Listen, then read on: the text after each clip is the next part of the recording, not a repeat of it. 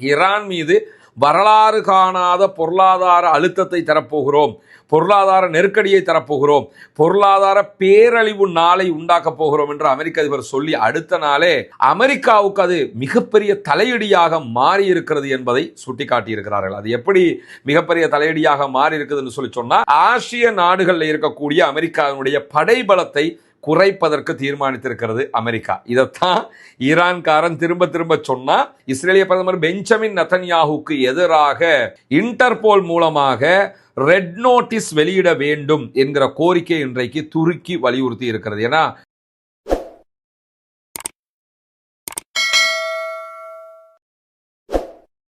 அன்பிற்கினிய சகோதர சகோதரிகளை, நம் அனைவர் மீதும் ஏக இறைவனுடைய அமைதியும் கருணையும் உண்டாகட்டுமாக என்கிற உயரிய பிரார்த்தனைகளோடு, பாலஸ்தீனத்தில் 2 ஆண்டு காலமாக இஸ்ரேலிய ஆக்கிரமிப்பு படைகள் நடத்திய தாக்குதல்களை தொடர்ந்து பாலஸ்தீனத்தில் ஒரு யுத்த நிறுத்தம் கொண்டு வரப்பட்டிருக்கிறது. இந்த யுத்த நிறுத்தத்தின் அளவுகோல் எப்படின்னு கேட்டா, பாலஸ்தீன பகுதிகளின் 51% நிலப்பரப்பு தற்போது இஸ்ரேலிய ஆக்கிரமிப்பு படைகளுடைய கண்ட்ரோலில் இருக்கிறது, காசாவினுடைய.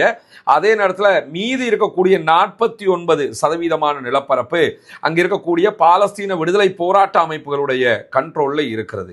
இது அந்த சமாதான உடன்படிக்கையில் ஒரு முக்கியமான பகுதி. இதே நேரத்தில் இந்த 2 பகுதிகளையும் பிரிக்கக்கூடிய பகுதிகளுக்கு எல்லோ பார்டர் என்று பெயர் வைத்திருக்கிறார்கள். மஞ்சள் கோடு என்று சொல்லப்படும் பிளாஸ்டிக்ல மஞ்சள் கலர்ல செய்யப்பட்ட சில அடையாளங்கள் சில பகுதிகளில் வைக்கப்பட்டிருக்கிறது. இந்த அடையாளங்கள் வைக்கப்பட்டிருக்கக்கூடிய எல்லைகளை தாண்டி யார் வந்தாலும் அவர்களை சுட்டுக் கொள்கிறது இஸ்ரேலிய ஆக்கிரமிப்பு படைகள் என்கிற செய்திகளை நம்ம தொடர்ந்து பார்த்து வர்றோம். இன்றைய நாளிலும் பாலஸ்தீன அப்பாவி ஒருவர் தவறுதலாக இந்த எல்லோ பார்டர் எல்லையை தாண்டினார் என்கிற குற்றச்சாட்டுக்காக அவரை சுட்டு கொண்டிருக்கிறது இஸ்ரேலிய ஆக்கிரமிப்பு படைகள் என்கிற கவலைக்குரிய செய்திகள் வெளியாகி இருக்கிற அதே நேரம் இஸ்ரேலுடைய ஆளில்லா விமான தாக்குதல்கள் காரணமாக 3 அப்பாவிகள் இன்றைய நாளில் மேலதிகமாக காசாவுக்குள் கொல்லப்பட்டிருக்கிறார்கள், ஷஹீதாகி இருக்கிறார்கள். தொடர்ந்து காசா மக்களுடைய உயிரிழப்பு, ஒவ்வொரு நாளும் ஏதோ ஒருவர் கொல்லப்படுகிறார் என்கிற செய்திகளை நம்ம பார்த்து கொண்டே இருக்கிற அளவுக்கு இஸ்ரேலிய ஆக்கிரமிப்பு படைகளுடைய அநியாயம் உச்சம் தொட்டு கொண்டிருக்கிறது. இப்படியான சூழல்ல தான் இஸ்ரேல் காசா மீதான யுத்தங்களை நடத்திய அதே நேரத்தில் அதே சந்தர்ப்பத்துக்குள்ளாக ஈரானோடும் ஒரு சண்டையை மேற்கொண்டது. பின் நாட்களில் ஈரானோடு அமெரிக்காவே நேரடியாக சண்டையிடுகிற ஒரு நிலை உருவாக்கப்பட்டது. அமெரிக்க ஆக்கிரமிப்பு படைகள் மிடில் ஈஸ்டுக்கு நேரடியாக ஈரானோடு சண்டையிட்டார்கள். 40 நாள் வார்ல அமெரிக்கா ஈரானிடத்தில் தோல்வி அடைந்தது. தற்போது அந்த தோல்வியினுடைய அழுத்தங்களை அமெரிக்காவே சந்தித்து வருகிறது. எந்த அளவுக்குன்னு கேட்டால், நேற்றைய தினம் அமெரிக்க அதிபர் டொனால்ட் ட்ரம்ப் விடுத்திருந்த அறிவிப்புல ஈரான் மீது இனிமேல் வரலாறு காணாத தடைகளை விதிக்க போகிறேன் பொருளாதார ரீதியாக அறிவிச்சிருந்தாரு. அப்பவே ஈரானுடைய அதிகாரிகள் தெளிவா சொல்லிட்டாங்க, இதுவரைக்கும் நாங்க பட்டதை விடவா நீங்க அறிவிச்சிட போறீங்கன்ட்டாங்க. அது உண்மையும் கூட. அதே போன்று வாஷிங்டன்ல இருந்து அல் ஜசீராவுக்கு ரிப்போர்ட் பண்ணக்கூடிய அல் ஜசீராவினுடைய பத்திரிகையாளர்களும் பேசுகிற நேரத்தில் என்ன சொன்னாங்கன்னு கேட்டா, இதுவரைக்கும் விதித்த தடைகளை விட வேற எதை ஈரான் மேல அமெரிக்கா விதிக்க போகிறது என்றுதான் யோசிக்க வேண்டி இருக்குது அப்படின்னாங்க. ஏன்னா உலகத்தில் இருக்கிற எல்லா தடையுமே ஈரான் மீது விதிக்கப்பட்டிருக்கிறது. இந்த சூழல்ல தான் ஈரான் இன்றைக்கு விடுத்திருக்கக்கூடிய ஒரு அறிவிப்பு சுவாரஸ்யமாக வெளியாக இருக்கு. என்னன்னு கேட்டா, ஈரான் மீது வரலாறு காணாத பொருளாதார அழுத்தத்தை தரப்போகிறோம், பொருளாதார நெருக்கடியை தரப்போகிறோம், பொருளாதார பேரழிவு நாளை உண்டாக்க போகிறோம் என்று அமெரிக்க அதிபர் சொல்லி அடுத்த நாளே அமெரிக்காவுக்கு அது மிகப்பெரிய தலையடியாக மாறி இருக்கிறது என்பதை சுட்டிக்காட்டி இருக்கிறார்கள். அது எப்படி மிகப்பெரிய தலையடியாக மாறி இருக்குதுன்னு சொல்லி சொன்னா, நேற்றைய தினம் அமெரிக்காவுடைய சந்தைகள்ல கடந்த 3 வாரங்களாகவே ஏற்ற இறக்கத்தோடு இருந்த கச்சா எண்ணெய் ஒரு பேரலுடைய விலை நேற்றைய தினம் $86.70 உயர்வடைந்திருக்கிறது. இது ஈரானுக்கு ஏற்பட்ட பொருளாதார அழுத்தம் கிடையாது, அமெரிக்காவுக்கு ஏற்பட்டிருக்கக்கூடிய மிகப்பெரிய பொருளாதார அழுத்தமாக இருக்கிறது என்பது இன்றைக்கு சுட்டிக்காட்டப்படுகிற அதே நேரம், நேற்றைய தினம்தான் தன்னுடைய நாட்டினுடைய மொத்த கடனுடைய அளவை அறிவித்திருந்தது அமெரிக்கா. அமெரிக்காவுக்கே இதுவரைக்கும் $40 டிரில்லியன் அளவுக்கு கடன்கள் இருக்கிறது என்கிற செய்தி வெளியாகி இருக்கிறது. இதையெல்லாம் சொல்லுகிற நேரத்தில் ஈரானியர்கள் என்ன சொல்றாங்கன்னா, இந்த 40 டிரில்லியன் அளவுக்கு அமெரிக்காவுக்கு கடன் இருக்குது, எங்களுக்கு அந்த கடன்ல தேக்கரண்டி அளவுக்கு கூட இல்லையே, அடி வாங்கின எங்களுக்கே இல்லை, அடிதந்த உங்களுக்கு இருக்கிறதாக நீங்க சொல்லிக்கிட்டு இருக்கிறீங்களா? அப்ப யார் இங்க பொருளாதார அழுத்தத்தில் இருக்கிறாங்க என்பதுதான் மிகப்பெரிய கேள்வி. இந்த 40 ட்ரில்லியன் என்று சொல்றேன் இல்லையா, இந்த 40 ட்ரில்லியனை ஒரு பில்லியன் எவ்வளவு? 1 பில்லியன் அமெரிக்க டாலர் ஸ்ரீலங்கா அல்லது இந்தியாவினுடைய காசுக்கு எவ்வளவுங்கிறத நம்ம புரிஞ்சுக்கிறோம். 1 பில்லியனுங்கிறது இந்தியாவினுடைய பொருளாதார மதிப்புக்கு 10,000 கோடி. 1 பில்லியனே 10,000 கோடி இருக்கும். 1 ட்ரில்லியனுங்கிறது 1000 பில்லியனுக்கு சமனானது. அப்படி இருக்கும்போது 40 ட்ரில்லியன் அமெரிக்க டாலர்கள் அமெரிக்காவுக்கு கடன் இருக்குதுன்னா இது கம்ப்யூட்டரே கன்ஃபியூஸ் ஆயிரும். அந்த அளவுக்கு இருக்கக்கூடிய ஒரு கடன். இவ்வளவு கடன்லையும் பெரும்பகுதி கடன் எதனால உண்டானதுன்னு கேட்டா, அடுத்த நாடுகளை ஆக்கிரமிக்க போனதுனால. அங்க பெட்ரோல் எடுக்க போய் இங்க நஷ்டப்பட்டுக்கிட்டு இருக்கிறாங்க. அந்த அளவுக்கு மிகப்பெரிய கடன் அழுத்தத்துல அமெரிக்கா தத்தளித்துக் கொண்டிருக்கிறது. இந்த யுத்தத்தின் விளைவாக ஈரானுக்கு பொருளாதார அழுத்தம் ஏற்பட்டிருக்கிறதோ இல்லையோ, அமெரிக்காவுக்கு மிகப்பெரிய பொருளாதார அழுத்தம் ஏற்பட்டிருக்கிறது என்பது வெளிப்படையாகி இருக்கிறது. இந்த நேரத்தில் தான் ஆசிய நாடுகளில் இருக்கக்கூடிய அமெரிக்காவினுடைய படைபலத்தை குறைப்பதற்கு தீர்மானித்திருக்கிறது அமெரிக்கா. இதைத்தான் ஈரான்காரன் திரும்ப திரும்ப சொன்னா, உங்களை ஓட விரட்டுவோம், நீ படைபலத்தை குறைக்கணும்னு சொல்லிக்கிட்டே இருந்தா இப்பொழுது அது ஆட்டோமேட்டிக்காக நடக்க ஆரம்பித்திருக்கிறது. காரணம் என்னன்னா, இதெல்லாம் கண்டினியூவா வச்சுக்கிட்டு இருக்கிறதுக்கான செலவுகள் நடத்த முடியல, பெரும் பொருட்செலவுகள் போய்கொண்டிருக்குது. இதுக்காக வேண்டி என்ன செய்யறாங்கன்னு கேட்டா, ஆசிய நாடுகளில் இருக்கக்கூடிய அமெரிக்காவினுடைய படைகளுடைய தேவைப்பாடுகள் குறைக்கப்படுகிறது, ஆயுதங்களுடைய தேவைப்பாடுகள் குறைக்கப்படுகிறது என்கிற செய்திகள் இன்றைக்கு வெளியாகி இருக்கிறது. ஆனால் ஆசியாவில் இருக்கக்கூடிய அமெரிக்காவினுடைய நட்பு நாடுகள் இதில் ஹாப்பியா இல்லை, அதில் அவங்களுக்கு அச்சம் இருக்கிறது, கவலை இருக்கிறது என்கிற செய்திகளும் வந்திருக்குது. ஏன்னா இப்போ அரபு நாடுகள் எடுத்துக்கிட்டோம்னா, அமெரிக்காக்காரன் நம்மளை காப்பாற்றிடுவாங்கிற நம்பிக்கையில் இருந்தவங்க தானே. திடீர்னு அமெரிக்காக்காரன் நம்மளை காப்பாற்ற மாட்டானா, அவங்க ஆயுதத்தை குறைக்க போறாங்களாம் என்று சொன்னால் 2 கவலை வரும். ஒன்று, ஆயுதத்தை குறைக்கிறாங்க, அப்போ நம்மளை யாராவது அடிக்க வந்தால், இப்போ ஈரான் அடிச்சா நம்மளை காப்பாற்றிக்க முடியல, அமெரிக்காக்காரன் நம்மளை காப்பாற்றல, அது வேற விஷயம், கொஞ்சமாவது ஏதாவது பண்ணுவான்ல அப்படிங்கிற ஒரு கவலை இருக்குது.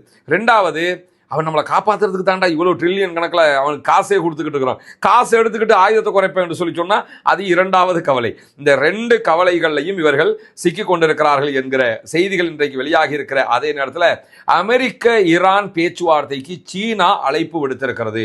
வாஷிங்டன் ஈரான் மேல புதிய பொருளாதார தட்டுப்பாடுகள், அதே போன்ற கட்டுப்பாடுகளை எல்லாம் விதிக்கப் போகிறேன் என்று அறிவித்திருக்கக்கூடிய சூழலை தான் நமக்கெல்லாம் தெரியும். இஸ்லாத்தை ஏற்றுக்கொண்ட சகோதர சகோதரிகளுக்கான ஒரு வீடமைப்பு திட்டத்தை இலங்கையினுடைய கிழக்கு மாகாணம் பொத்துவில்ல நம்ம செஞ்சு வர்றோம். ஆல்ரெடி 5 வீடுகள் கட்டி கொடுக்கப்பட்டு விட்டது உரிய சகோதரர்களிடத்தில். அல்ஹம்துலில்லாஹ், அதற்காக உதவி செய்த அத்தனை பேருக்கும் அல்லாஹு தாலா அருள் புரிய போதுமானவன். உங்களுடைய பொருளாதார உதவிகள், ஜக்காத்து, தான தர்மங்களை கொண்டுதான் இந்த பணிகளை நம்ம செஞ்சு வர்றோம்ங்கிறது உங்களுக்கு தெரியும்.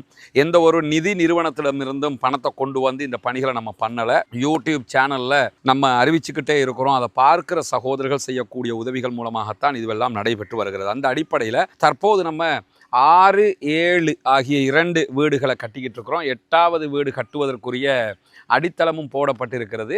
இந்த வேலைகள் முடிஞ்சதோடு அந்த வேலையை நம்ம ஆரம்பிச்சிருவோம்.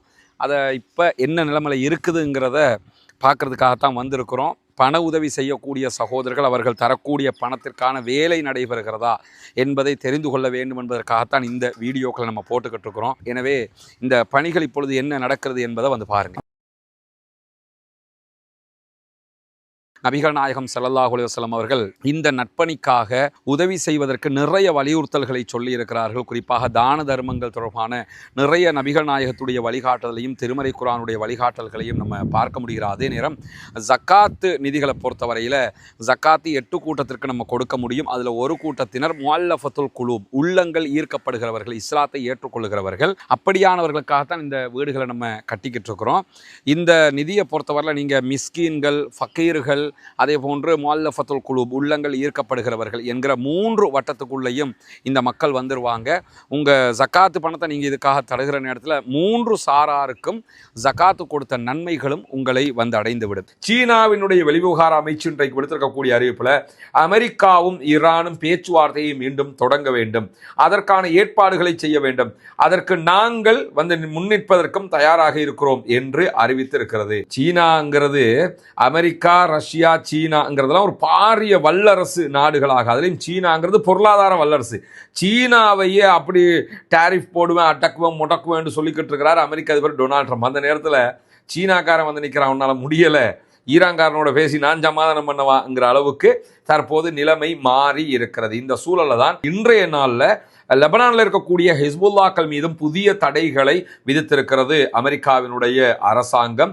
ஹிஸ்புல்லாக்களை மீண்டும் தடை செய்யப்பட்ட அமைப்பாக அவர்கள் வகைப்படுத்தி இருக்கிறார்கள். அதிலும் குறிப்பாக ஈரானுடைய குதுஸ் படை பிரிவினுடைய ஒரு துணை படை பிரிவாகத்தான் இவர்கள் பயிற்றுவிக்கப்படுகிறார்கள் என்கிற செய்திகளை இன்றைக்கு அமெரிக்கா விடுத்திருக்கிறது. இதற்கு காட்டமான ஒரு பதிலை ஹிஸ்புல்லாக்களும் விடுத்திருக்கிறார்கள். நாங்கள் ஈரானியர்களோடு தொடர்பில் இருக்கிறோம், ஈரானியர்களோடு எங்களுக்கு அவங்களுக்கு பெரிய நட்பு இருக்குது, ஆனால் எங்களுடைய வேலை லெபனானை பாதுகாப்பது, லெபனானுக்குள்ள யாரும் வராமல் இருக்கிறது. இஸ்ரேல் என்கிற ஆக்கிரமிப்பு சக்திகிட்ட இருந்து லெபனானை பாதுகாக்கிற வேலையைத்தான் நாங்கள் செஞ்சுக்கிட்டு இருக்கிறோமே தவிர எங்களை நீங்கள் தீவிரவாத பட்டியலில் அல்லது பயங்கரவாத பட்டியலில் சேர்க்கறதுனால இஸ்ரேலை எதிர்க்காம விட்டுருவோம்னு மட்டும் நினைச்சிடாது. எங்க வேலையே இஸ்ரேலுக்கு எதிராக செயல்படுவதுதான். எனவே எங்களுக்கும் ஈரானுக்கும் இடையில பாரிய ஒரு தொடர்பு இருக்கிறது, ஒரு நெருங்கிய நட்பு இருக்கிறது என்பதையும் வெளிப்படையாகவே இன்றைக்கு ஒப்புக்கொண்டிருக்கிறது ஹிஸ்புல்லாக்களுடைய படைப்பிரிவு என்கிற செய்திகளுக்கு மத்தியில குதுஸ் பிரிகேடுக்கு கீழே தான் ஹிஸ்புல்லாக்கள் இயங்குகிறார்கள் என்பதையும் அமெரிக்கா வகைப்படுத்தியிருக்கு. இந்த குதுஸ் பிரிகேடுங்கிறது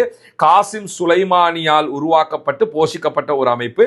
காசிம் சுலைமானிய பகுதாதுக்கு அவர் போன இடத்துல 2000ங்களுக்கு பிறகு பகுதாதுக்கு போன இடத்துல தான் ஈராக்கினுடைய தலைநகர் பகுதாதினுடைய ஏர்போர்ட்டுக்கு வெளியில வச்சு தான் அமெரிக்க படைகள் ட்ரோன் தாக்குதல் மூலமாக கொன்றார்கள்.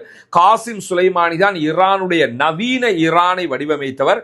அதே போன்று நவீன ஈரானுடைய இந்த இராணுவத்தை வடிவமைத்தவர் அவர் என்றுதான் இன்றைக்கும் ஈரானியர்கள் போற்றி புகழ்கிறார்கள். அந்த காசிம் சுலைமானியுடைய பேக்ரவுண்டை கொண்ட குதுஸ் பிரிகேட் தான் முழுவதுமாக இவர்களை வழிநடத்துகிறது என்று சொல்லியிருக்கிறார்கள். அதில் அது பொய்யெல்லாம் கிடையாது, நிஜமாக தான் குதுஸ் பிரிகேட் தான் முழுமையான பயிற்சி இவங்களுக்கு, ஹவுதீஸுக்கு, சில பொழுதுகளில் பாலஸ்தீன விடுதலை போராட்ட அமைப்புகளுக்கு எல்லாம் கொடுத்து கொண்டிருக்கிறாங்க. அந்த செய்தியை தான் இன்றைக்கு வெளியிட்டிருக்கிறது அமெரிக்கா.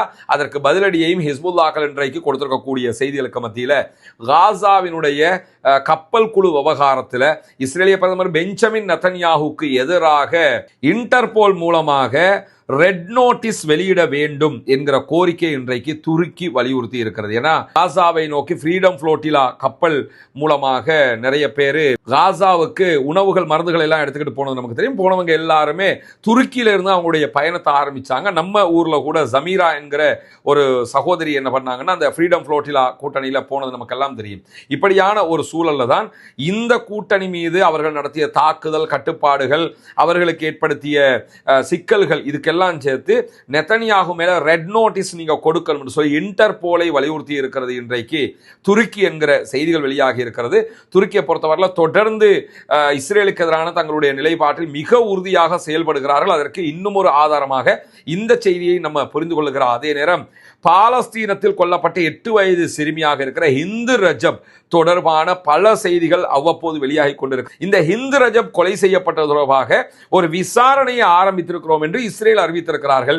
இந்த விசாரணை வெறுமனே ஒரு கண் துடைப்பு, இதனால் எந்த ஒரு லாபமும் யாருக்கும் ஏற்பட போவதில்லை என்று சொல்லி ஹிந்து ரஜபினுடைய நடந்த அநியாயத்தை திரைப்படமாக எடுத்த இயக்குனர் இன்றைக்கு கடுமையான கண்டனங்களை தெரிவித்திருப்பது மட்டுமல்லாம அவர் என்ன கேட்கிறாருன்னா, என்ன விசாரிக்க போறீங்க, சேட்டலைட் காட்சிகள் இருக்கிறது, நேரடி ஐவிட்னஸ் இருக்கிறது, எல்லாத்தையும் தாண்டி அந்த குழந்தை சாகிற வரைக்கும் 4 மணி நேரங்களுக்கு மேலாக ரெட் கிரசன்ட் சொசைட்டியோட பேசிக்கிட்டே இருக்கிறா. இஸ்ரேலுடைய மெர்காவா டேங்க் தான் வந்திருக்குது, எனக்கு ஷூட் பண்றாங்க, எங்களுக்கு அட்டாக் பண்றாங்க என்கிற செய்தி எல்லாம் அதுல பதிவாக இருக்குது. ஐவிட்னஸ் இருக்குது, நேரடி ஆதாரம் இருக்குது, ஆடியோ ஆதாரம் இருக்குது. இதை விட என்ன விசாரணை இஸ்ரேல் பண்ணிட போகுது? எனவே இந்த விசாரணை வெறும் கண் துடைப்பு என்பதை அடித்து சொல்லி இருக்கிறார் ஹிந்து ரஜப் திரைப்படத்தினுடைய திரைப்பட இயக்குனர். இன்றைக்கு வெளியாக இருக்கக்கூடிய செய்திகளுடைய மிக முக்கியமான செய்திகளுடைய தொகுப்பை தான் உங்களோடு பகிர்ந்து கொண்டிருக்கிறோம். தொடர்ந்து இணைந்திருங்கள். ரஸ்மின் மைசி நியூஸ் மற்றும் ரஸ்மின் டாக்ஸ் ஆகிய 2 சேனல்களோடு வரக்கூடிய செய்திகளை உடனுக்குடன் உங்களோடு பகிர்ந்து கொள்வதற்கு தயாராக இருக்கிறோம். ஆக்கிரமிப்புகள் ஓய வேண்டும், ஆக்கிரமிப்பாளர்களும் ஓய வேண்டும் என்கிற உயரிய பிரார்த்தனைகளோடு ஆக்கிரமிப்பாளர்களுக்கு எதிராக தொடர்ந்தும் ஜனநாயக ரீதியாக குரல் எழுப்போமாக. வாஹ்ர தாவானா அல்ஹம்துலில்லாஹி ரப்பில் ஆலமீன்.